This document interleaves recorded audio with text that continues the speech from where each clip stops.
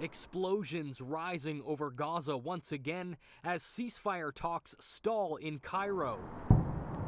Negotiators from Hamas, Qatar, and Egypt, but not Israel, have been trying to secure a 40-day ceasefire ahead of the Muslim fasting month of Ramadan, which begins in just a few days. Those talks appear to be deadlocked. Through several days of negotiations, Israel has continued its bombardment in the Strip, killing dozens more Palestinians. As the war rages on, supplies in Gaza have dwindled down to a trickle, with massive swaths of territory completely cut off from food. We are facing a situation of dreadful suffering in Gaza. There can be no doubt about that.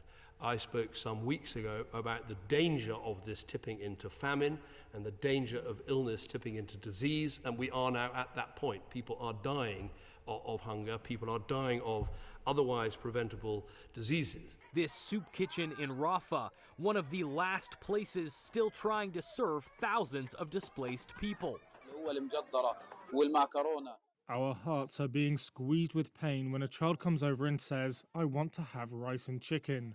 We are unable to provide rice, let alone chicken, in light of the war that we are experiencing. This is not only a war on civilians, it is a war on food, of starvation. People here in the Gaza Strip cannot find bread to eat.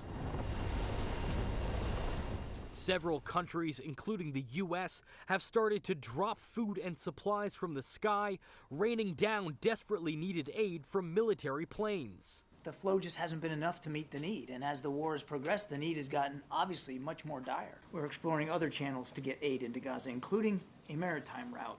To that end, we're looking at both military and commercial options to move assistance by sea. There's still an awful lot of work that's being done on this to flesh it out. Choghri, City News.